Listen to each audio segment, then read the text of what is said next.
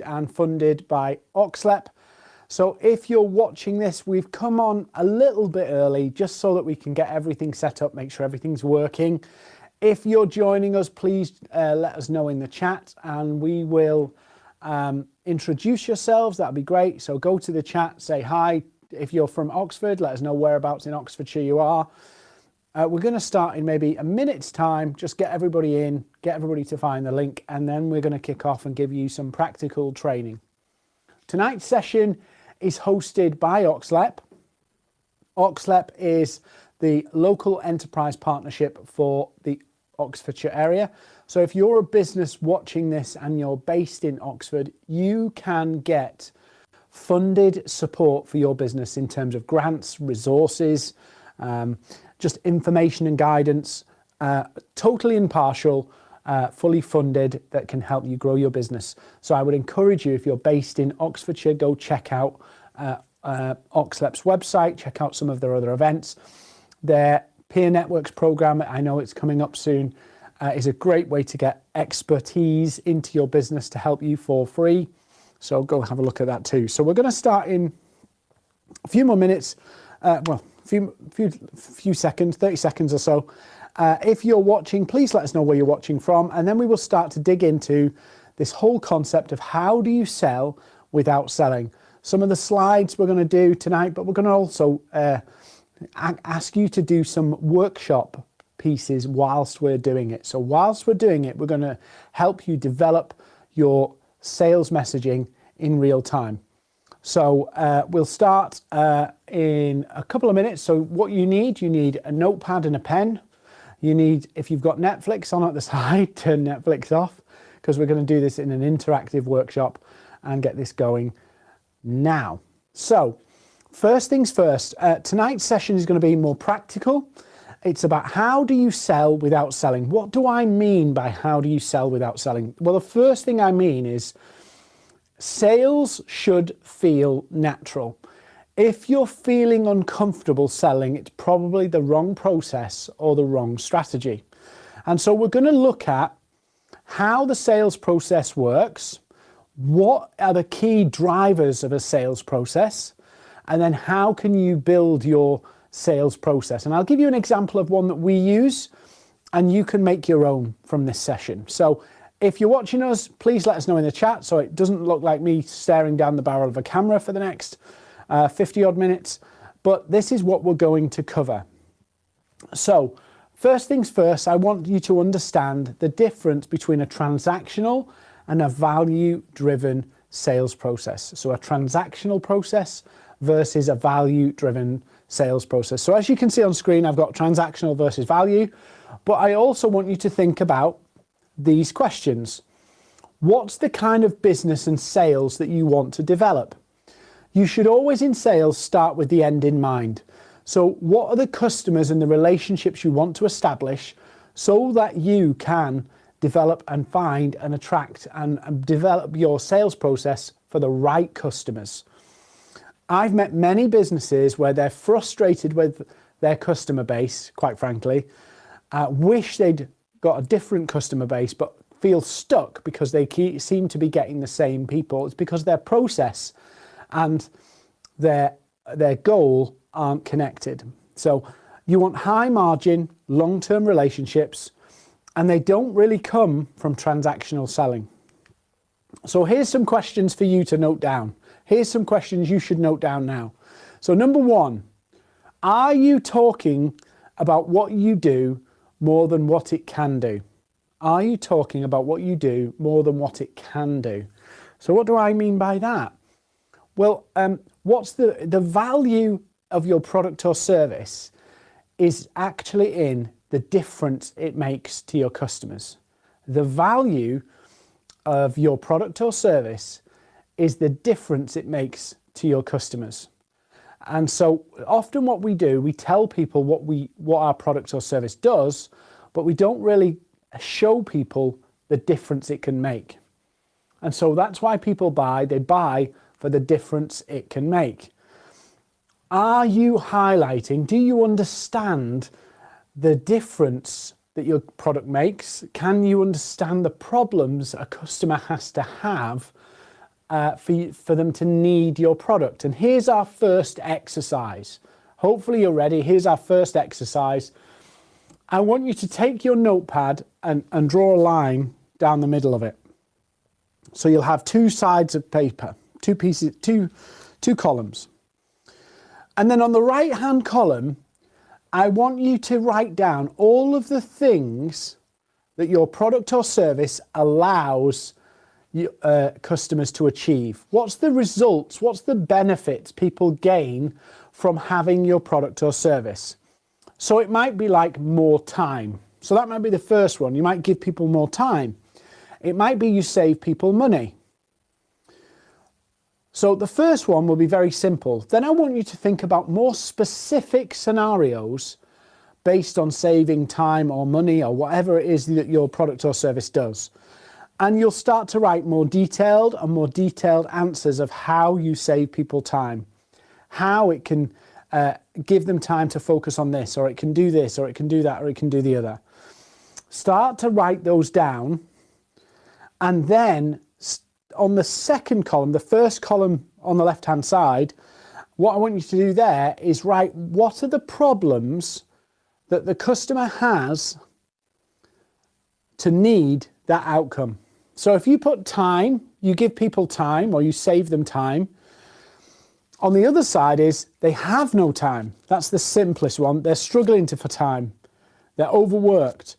Then you might build that out of give them more time or give them more detailed analytics in a shorter time. And so they're spending hours researching to find the data for the management reports.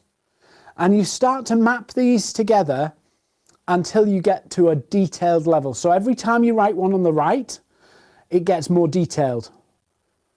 Yeah, so you make more specific examples. And then your other side, where your problems are, is where it gets more specific too. So it starts very simple. You save people time. And then the opposite on the other side of this column, the first column on the left, you've got they're struggling for time. They're overworked. And then you go down a level and do the same thing again, but go more detailed and more detailed and more detailed and more detailed. That's the first thing you need to do, because you need to fully understand the problems that you can fix for your customers. So it may well be you do that exercise for a few different vertical markets, a few different sectors or industries, so you can show how your product or service helps manufacturing companies, or your product or service helps marketing agencies. And you do that because it helps you crystallize the difference you can make, the results you can deliver, and the pains customers have to fix. And here's the here's the great news. In that exercise, you will discover your value proposition. Your value proposition, that's what you will discover in that process. And you end up in a situation whereby you go, okay, if I save people time and their problem is they're struggling to get what they need done in time, and you build that into a more detailed explanation and a series of explanations, the gap between those two things is the size of the problem. So let me give you a scenario. I'll just flick to a slide here. So hopefully you can see this slide here. And this is just a rough example of a customer's buying journey. Actually, I'll go to this one first. Hopefully you can see this on screen. The lines are a little dark on this presentation, but hopefully you can see it. So what I want you to think about here for a second is, as we're looking at this, I want you to think about A to B. So A is where your customers are right now, and B is where your customers will be with the results of using your service. So imagine this is where they are now. You don't know them yet, you've not met them yet. And imagine this is them with the benefits of your service. What are the benefits of those services? What's happened to this customer, whether that's a finance director, a CEO, anybody, a consumer? What's the benefits that they've got? Obviously, my example is looking a bit happy there. So why are they happy? Why are they pleased? Are they pleased just because they bought your product? Probably not. They're pleased because your product has helped them get somewhere and achieve something. And so when we look at this, we go, that's where they are. That's where they are right now. That gap is the value. Closing that gap is where the value is in your product. Now, if this gap, this problem is, and this solution is here, and let's say this solution to the customer, so this customer here goes, actually, this problem is a £500 problem. They'd never say it was a £500 problem, but in their head, that's we rate things, don't we? And we gauge things. So in their head, this is a £500 problem. If your product or service is a £10,000 product, immediately the value is not there. The value isn't there because they don't prize getting from A to B is worth £10,000. It's a £500 problem. So what you're looking for is something we call the most valuable pain point. What are the things that your service and product does that actually is highly valuable to your customers? Sometimes what we do, we get so involved in our own business and in our own industry, the things that we talk about with customers and the value are completely different. So what happens is this, what I shared earlier. Let me just find it.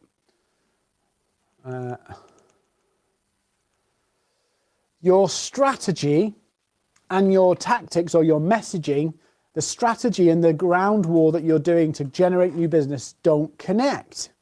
And you end up with a situation whereby you're using the wrong message or the wrong problem. You're creating the wrong value proposition for the wrong customer. And the customer can't see why your product or service is that valuable. And that's the difficult sell. That's where you have to really work hard to sell because you're trying to fight something to happen. But when you find that most valuable pain point, when you find it, you can go, actually, I understand that I've got to go from explaining that this is where they are and this is where they want to be. So for an example, you might sell a telephone answering service or a telephone, like a money penny service where you take their calls. If it's just about that person's sick of taking calls, for an example, get it to somebody else, no problem. But if the calls are not getting answered, if the calls are being missed and potential customer inquiries, it's taking 20 rings for a customer to get answered to the phone call to be answered, it's taking 20 rings, they could be missing sales. And sales and revenue is a very valuable pain point. So if they're losing sales because they're not answering their phones promptly, guess what? That's more valuable than, hey, we can answer your phones. Are you fed up of answering your phones? That's one pain point. Another pain point is if your phones are not being answered within 3 rings, you could be losing inquiries. And that becomes a more valuable pain point. And then it's a different message, maybe to the same market, but it's a very different message. Now, why does this matter? Why does this matter? Well, at the start of this session, I said quite clearly to you, how do you sell without selling? And some people say, oh, our product's so good it sells itself. I don't believe that for a minute. I think you can get word of mouth, which is the most prized marketing you can get. But that comes from somebody else referring you. And that only comes from absolute customer delight, where they're really pleased with you, really finding the benefit. So you have to sell to be able to get referrals. And so what you're looking for is within your markets you want to serve, what's the most valuable pain that you can fix? What's the most valuable pain you can fix? And that exercise I showed you to do will actually help you find it. And then you can test it in the market by posting about it on Facebook, on your page, doing blogs about it, posting on LinkedIn about it, to find which one gets the best response. Which one is the most valuable. You can go into a Facebook group and say, I'm just asking you, I run a call service. Which do you think is more important? Not answering calls so you can focus on other work, or answering calls in less than 3 rings so that customers don't get a bad perception of you. You can start to test those messages so you can understand which ones people like or receive the best. And it will be very simple to do, and it will sharpen your message to the point where you can start to build out a really solid value proposition whereby you go, the reason somebody should buy our product or service is because we help people answer more inquiries in 3 rings or less. And you build a value proposition based on 3 rings or less. So it's a great customer service, but also you never miss a sales call. And that first phone call from a prospect has to be handled amazingly so that they get a great experience of working with your business. So that might be the most valuable pain that you can fix. It may well be that a company is getting lots and lots of inquiries and they can't receive and deal with them all, and so somebody else could log them. Think about those pains. Do the work, do the research. Different industries will have different objectives. So for an example, I'll use call answering service for tonight's example. I normally use SEO services, but let's say you're a solopreneur, you're starting up, you're a tradesman, for an example.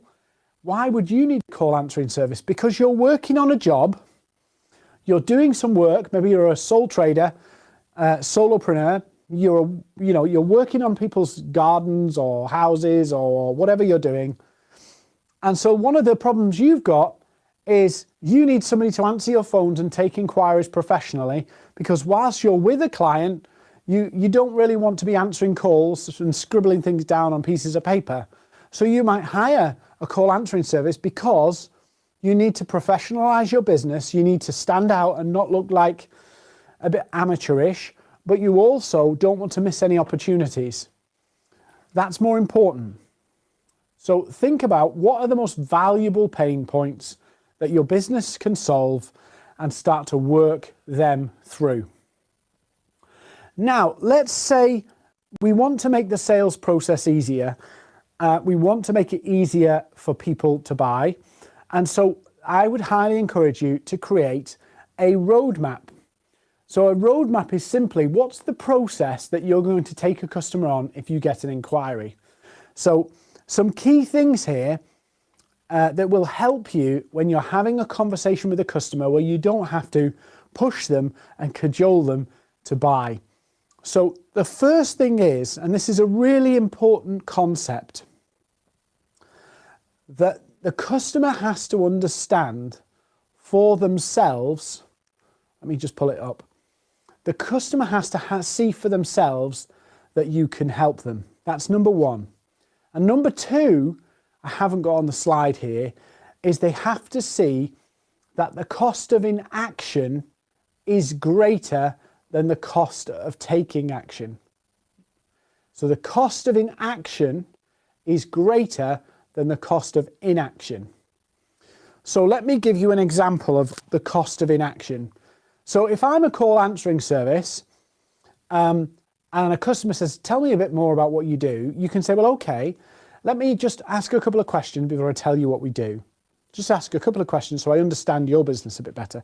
So you're solopreneur, you're out with customers. I'm assuming you're going to be promoting the business. You're going to have your van sign written, you're going to put business cards out, you're going to put leaflets out, you're going to build a website, all of those things, right? And the customer will say, yes, okay. And you say, so okay, and do you plan to answer the phones? Do you going to have an office? And they'll say, no, I'm going to work from home. Do you want to use your home phone number for that? And they'll say, no, I don't want to use my home phone.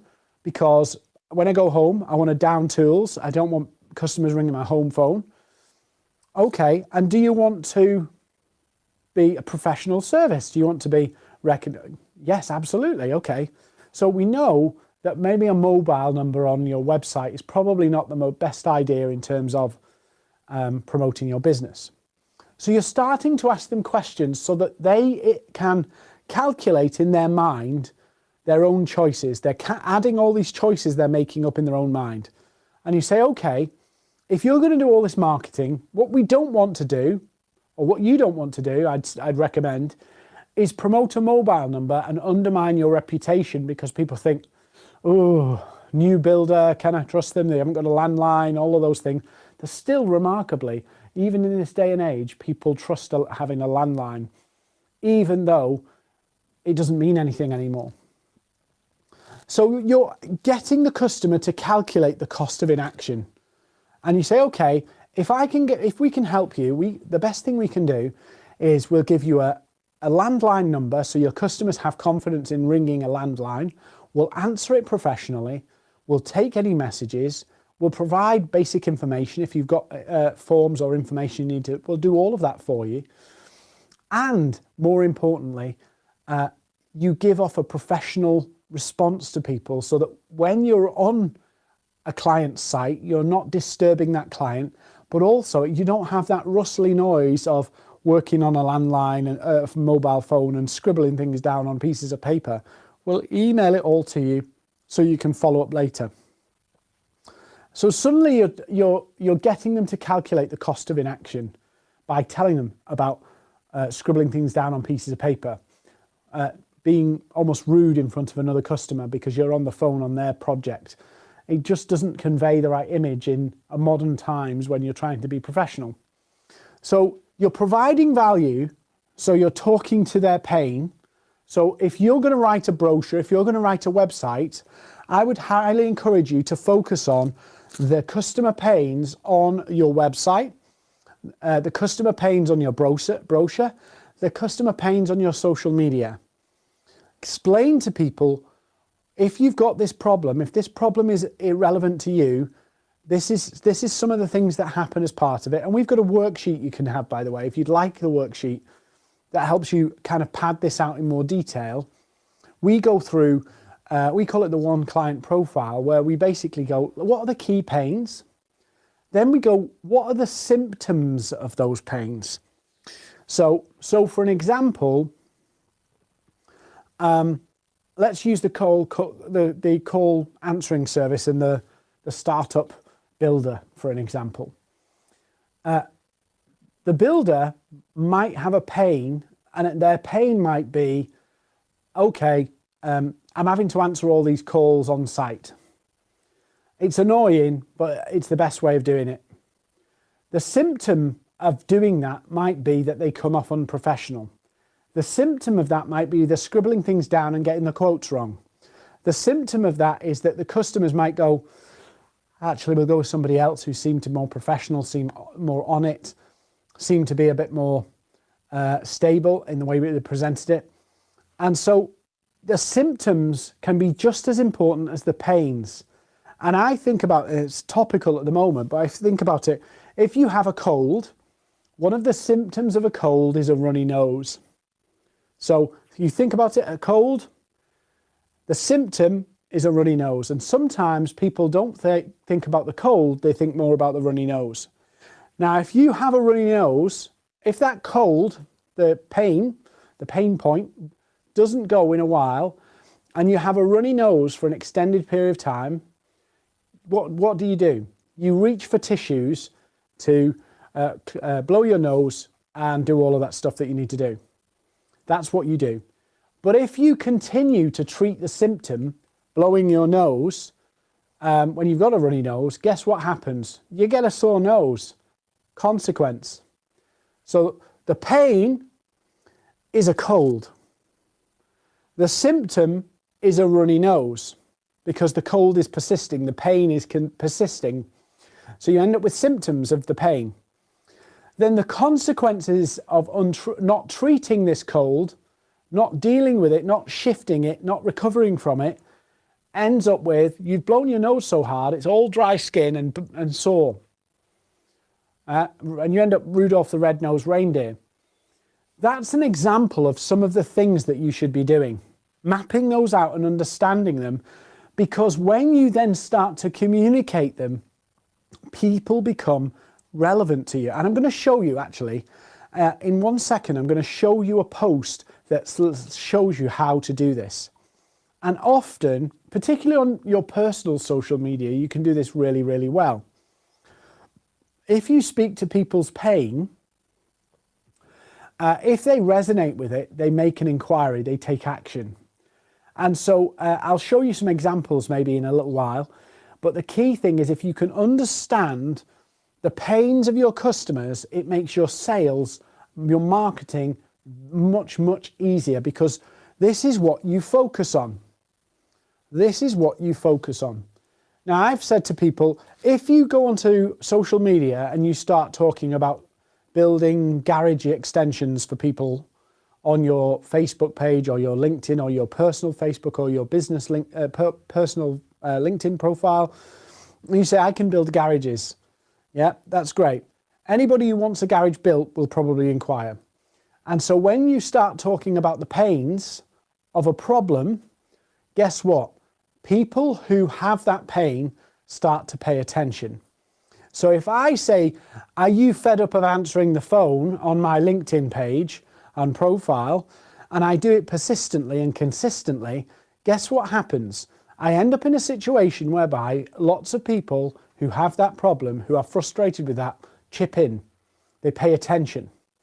And so the key here is to use the pains, the consequences, and the symptoms as a way to leverage the attention of people who have a problem you can fix. So if I was a builder again and I thought, what am I going to do? I could go, has your shed started to rot because of over the pandemic? Or has the winter damaged your felt roofing? And I could go and promote the repairing damaged roof, felt roof, flat roofing, you know, the whole felt stuff. We used to have one in my house when I was growing up, and it always used to end up with a puddle of water in it, and always being patched up and fixed. If you have that problem and you promote that problem, you will get inbound interest from people. And then it's really about growing your reach. And this is where you can use personal profiles. And in a few weeks, we've got a session coming up on using Facebook for B2B, using your Facebook profile for B2B selling. You can use your Facebook profile to promote some of these problems to your friends in your local area, customers, use pages, use Facebook groups to actually get that message out. And anybody who has that problem will sit up and pay attention. Where we go wrong when we come back to value selling, which will come here, the high margin long-term relationships don't come from transactional selling, is when you talk about problems that people have, that's about getting a solution, a fix, which is different to, do you need a garage, do you need your roof, do you need a new roof, which is trying to find people who are at a different stage in the buying process. So here's the thing, and I'll just map this out again for you, just so that you understand where I'm going from. So this diagram here, hopefully you can see this one. This is going to help you understand the journey that customers go on. So number one, for any customer to ever become a paying customer, they have to have a problem. Something that they want to change, something that they're fed up of, something that they want to leave behind. They want to go from where they are right now, the status quo, and they want to get somewhere else. So they might want to grow their business, grow their sales. They might want to build another factory. They might want to expand their workforce. They might want to get more customers. Whatever it is, that's what they want to get. So this is what they're living with. This is where they want to be living. Now, sometimes people will go, I'm here, I'd love to be there, but they never actually do anything about it. It's like a wish or a dream or a hope. It's not a plan. But at some point between here and here, They research, they do the work, they ponder, they think, and they go, do you know what? I think the best option to get from this problem to this outcome is to do X. Get somebody to answer our phones for us, get a marketing agency in, get an SEO company in, change our banks, find an accountant, whatever it is, get a business coach. They'll decide that to get to that outcome, there is a thing they have to do, a thing, something. They have to get something or buy something. They've not decided who from at this point. They just know that they need something. They know they need a specific thing, but they haven't decided who. And so they make the decision to say, we're going to do this. We're going to get a business coach, or we're going to find a call answering service. And then they go look for it. They go look for it. So if I'm looking for a call answering service on this right-hand side, I'm a customer, I've got a problem, I want to get to an outcome. I've done some research, I've decided I'm going to pursue it. Now I'm looking for the solution. What am I going to do? I'm going to go to Google and type in call answering service. And then it's who comes first, who does the person click and get to see first. And often people buy from the first person they spoke to. So here's the challenge. The further the customer gets down this road, the more difficult and the more competitive it will be. This is where your Google ads, the Google search ads are. This is where some of those things are. Where a lot of people have now been focusing on, because it's actually easier to sell your products and services, is to actually come down this end here and actually find customers at this stage. So you might go, actually, I'm going to be active in Facebook groups, I'm going to be active on LinkedIn, and I'm going to talk about the pains and the outcomes on a regular basis so that I can see and explain to people how I can fix it. And then when people see, oh, you fix those roofs, or you do this or that or the other, they know you're the people to do it. This is actually more like brand marketing or brand selling, because you're getting yourself known for fixing a particular thing. You're building a name for yourself and your business around a particular issue, topic, or service. Down this end, you're just targeting people who need what you've got to offer. But here's the problem.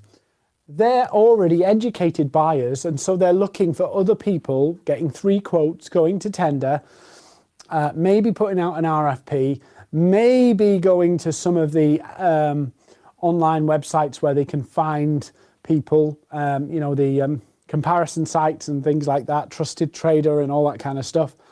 And so the further they get down the road, the more options they've got. And then you get into a more transactional sell, and the margins are lower. Why? Because you're up against other people doing exactly what you do, and they're comparing you in like a beauty pageant based on the price and what they think you're going to deliver.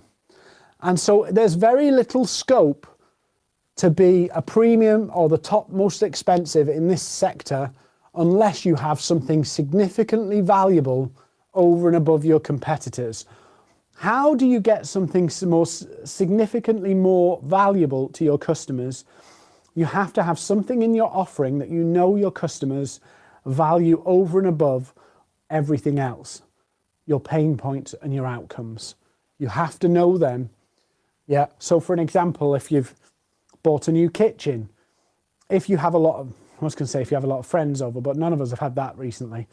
But if you do, one of the things and considerations might be if you entertain in your home, fingers crossed you'll be doing that soon.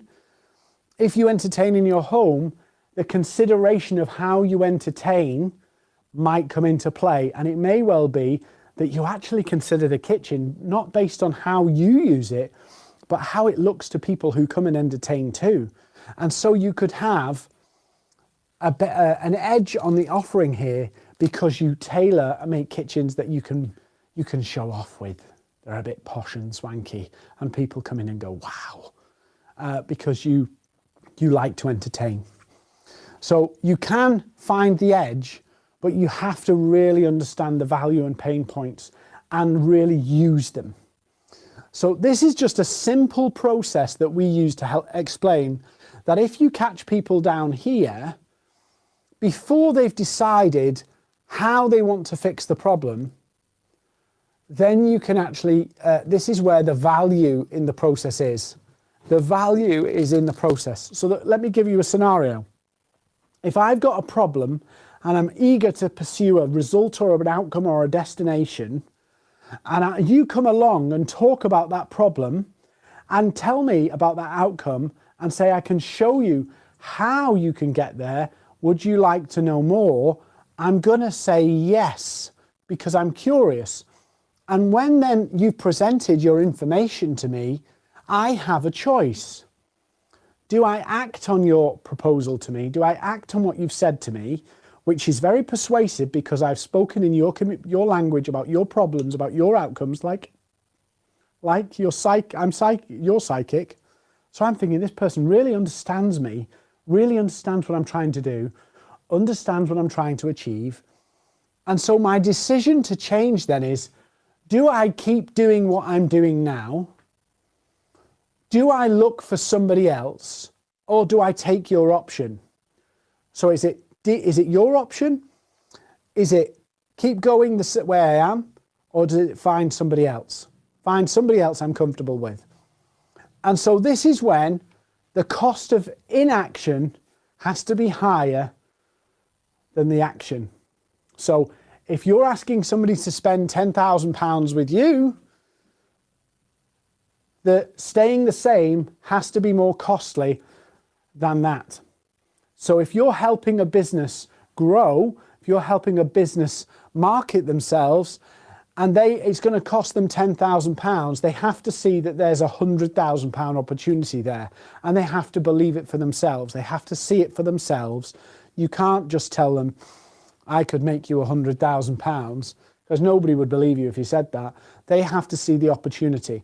If I can get you 50 more leads, 50 more inquiries a month, how many of those could you convert? So I'm giving you an example here. So if I'm a marketing agency and I help somebody here and go, I'm struggling to get leads for my business, I need more leads, and I meet somebody who talks about businesses struggling to generate leads, and I talk about businesses who I've helped that have generated leads, and I've got reviews that people can trust, then when you're talking to me about how you're going to generate leads for me, and you can ask me, how many more leads would you want? And I'll say 10. And then you might say to me, well, how many of those leads do you think you could convert? And I might go, I'm not sure. 3, let's say 3. Okay, so would you be happy with 3 sales a month from 10? Yeah. Well, let's play it safe. Let's get 15. Let's work for 15 to get 3. And then if you do better, it's a bonus. Yeah, that's a good idea, very pragmatic. So you can see, hopefully you're taking the principles from what I'm saying here, not just relying on the specific examples. So I'm now adding up in my head, because you're telling me 3 leads, but we're going to get 15. So if you convert more, so I'm starting to add all this value of acting up.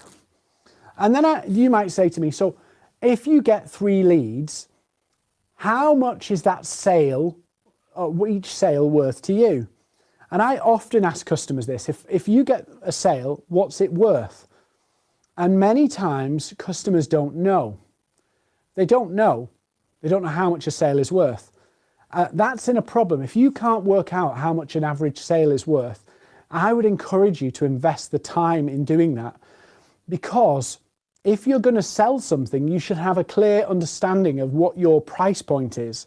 Sometimes I'll say to people, okay, if you don't know what your average sale is, because every sale is a bit different, and perhaps you've not got a good head on all the numbers, what's the minimum value sale you would do? So in other words, what would you not get out of bed for? And then they say, oh, maybe it's £1,000. Okay, £1,000. So suddenly, if I get you 3 leads, if I get you 15 leads, you can convert 3 of them yourself. That's £3,000 at the bottom end of your estimation. Is that fair? Great. So £3,000. So now I've got £3,000 in my head and we've added it up together in conversation. So if my offer here is I can do that for £500 a month, I will assess £500 for £3,000. Should I do it? Now I generally go, well, there's got to be, in a financial calculation like that, it's got to be a 10-to-1 ROI. That's my view. But what I'm trying to do is get them to see that the cost of inaction, doing nothing or waiting longer is more expensive, costly than taking action. And then if the customer's nervous, I could say something along the lines of, well, let's not rush into anything. Why don't we try it for 3 months? You can get a hang of it. And if you're happy then, you'll know how many of those leads you can convert. And then we can put a plan together for the next 12 months. And this is what we call a principle of land and expand. So land and expand is where you de-risk the sale. So if I went to a customer and said, I can get you leads for your website, from your website, but I want a 12-month contract and it's going to be £500 a month. I'll add that up, £6,000, but what happens if it doesn't work? What happens if they can't deliver the leads? What if I can't convert the leads? That all goes through my head. And they're all perfectly reasonable things to think about. So how can you de-risk it without pushing hard to get somebody to sign up for a 12-month plan? You're okay, let's do a 3-month plan. Let's try that. If I can get you the 15 and you can convert 3, we all win. And at the end of the 3 months, you'll be more than happy to sign for 12 months. And in 3 months' time, I get to understand your business, you get to understand mine. So it's like a try before you commit to buy. And we'll do it at £500 per month for 3 months. You get to try it, you get the leads. If you can convert 3 each month, brilliant. So and then you simply expand the relationship. Sometimes that starts with a small product or service. So you might go to market on social media, for an example, or your website with one key product. And you could do one key product, focus on that product that might be a £250 product, say. You push that out into the market. People buy that, but then you have a roadmap of how you take that customer, nurture that customer, so develop that relationship and sell them something else and something else. And that's about creating a value ladder where you can land a client or customer and expand that relationship, land and expand. This is a principle and a concept that's actually used by some of the biggest consultancy companies on the planet. They go in and do a short piece of work, show the customer some value, and then discuss how they can expand the relationship. And it's a really common way of making very easy sales. There's internet marketers doing it, there's consultancy companies doing it, all in different ways. Sometimes you'll see people advertise a book and you buy the book for, say, £10, and then they offer you a workshop on it, and then they offer you this. We don't do that, but it's a model. It's land and expand. A consultancy model, a services model, a product model that you can use, and it's very easy to do. So the other thing that works with that model is perhaps you've got customers who are in contract with your competitors. You can use the land and expand model to unseat or develop a relationship by selling an ancillary product or service. So I've seen this done in the IT sector, where you would create a standalone product or service that you sell into the customer to establish a relationship for a low or small fee. And that gives you the relationship to be able to say, hey, we could help you with this. And they trust you, they value the relationship, so they give you an opportunity because they've experienced your work, they've experienced your service, they've experienced your product and know you are credible and trustworthy. So it's a really simple product way to do it. But what I would encourage you to think about is have a think about this model, have a think about how it works and how you can speak to customers at this stage of the journey, at the problem and outcome stage of the journey. Because once you do that, you'll be able to bypass a lot of the competitive processes, which is where the selling, the real hard and difficult selling skills have to come in, where you're in a beauty pageant with other people, where it's about being at the top of Google, it's about being at the top of the SEO, it's about that fight for the sale. Whereas here, it's about you versus the status quo, which is a much more, it's a much better fight to try and win. So I would encourage you to think about those things. So number one, let me just pull back. Point tonight, let me just pull it up. You need to understand on that piece of paper the benefits and what are the problems that they've got, and make them as specific as possible and as detailed as possible. That's how you uncover your value proposition. That's the real big selling points for your customers. It's not the features of how you do things. It's not, you get 200 of this and 50 of that and all of that. It's what 200 of this allows them to do. It's what 50 of that allows them to do. That's the value. The value is in getting the customers from A to B. And the distance between those, the further they are or the more difficult a journey it is from A to B, for the customer themselves, is the more valuable your product or service will be. So you need to do that exercise to understand and discover and redefine, especially after what's happened for the last year, your value proposition. Do that work. It might take you a little while, a couple of hours, but it will save you a lot of stress and heartache in the future. So that's number one. Number two, understand the journey that customers go through, that actually they go from problem to outcome. They find or settle on a way of fixing it, a method of fixing it, and then they go look for the fix. And the more customers get down that end, the more competitive, the more transactional your customers will be. They'll consider you more. And at this extreme right, you've got tenders. The closer the customer gets to finding the solution on their own, the lower the margin is. If you target people at this stage, there's more value and there's more margin. Sorry, those are the wrong way around there. So it's higher margin at this end, lower margin at that end. So two key things. Then finally, when you've understood this and you've understood your value proposition, one simple way, and check out the upcoming Oxlep webinars because they'll help you with this, go and use social media on all of them to test these messages that for your value propositions highlighted, put them out. Use the upcoming sessions on Facebook for B2B. Use the upcoming sessions on LinkedIn. They're all free from Oxlep. We're running all the way to the end of April with free trainings every Wednesday night. Use those free sessions to then go, I'm going to deploy this for my business. So if you're going to join us next week, why don't you do this work? Why don't you define your value proposition on pain and outcome? Why don't you map out and understand where are these customers, who are they?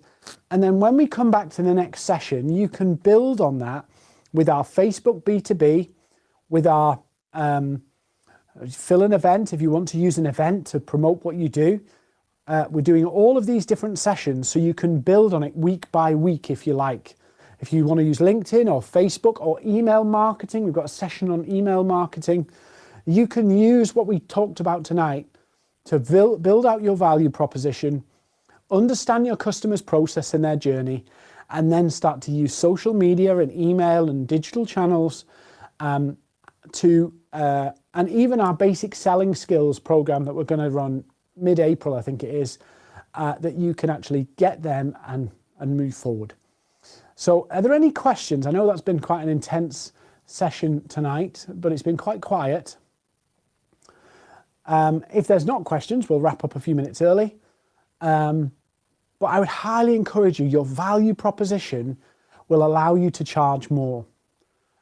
Your value proposition will allow you to charge more. It will make you a better choice for the customer, because when they realize your value, that's when they see the difference between you and your competitors. That's when they see that your competitors are not the best choice and you are. Just whilst, if there are no more questions, one more final point on that. I'd also start to do some research on what are the benefits of your service or product over the competitors. So think about your competitors' benefits. Think about your competitors' service. What's the problems that customers have because of your competitor's service? So I would check those out. Sorry, Libby's just asking a question. I'll answer Libby in a second. What are the problems that your competitor's service or your competitor's products actually create? Are they a big company and the customer service is slow? Is their customer service online, so they have to go through online chats and they can't pick up the phone? Are they too impersonal? Are they too small? What are the pains that the customers have because of your competitors? Because then you can start to shape your value proposition, not only to the market, but see where it overlaps with the weaknesses of the competitors. Libby, the new sessions will be up on Oxlep's website probably on, where are we today? Wednesday, on Friday or Monday, but they're every Wednesday. So they will be up. They'll be up before next Wednesday. We run all the way to the end of April, and then there's other sessions on the Oxlep website as well. Just one final thing from me, if there's no more questions. If you have enjoyed this session, please go find the Oxlep's website, go find their company page on LinkedIn, find their Facebook page, go follow them, because they're literally giving free resources out to businesses, grant funding, program funding, all sorts of resources to help you not only bounce back, but thrive beyond what's happened in the last few months. I was going to say last year. It feels like a long time. So go make use of all of those resources, because they'll really, really help you, and it's all free. So just one final thing, if you've enjoyed this session, go give us a subscribe and a like on this channel. I'd really appreciate that, so you'll see other videos we do as well. And if that's all, thank you for watching. Hope to see you next Wednesday. Go book in on Oxlep's website or on Eventbrite. They'll publish them hopefully before Monday, but go check them and book in, and we'll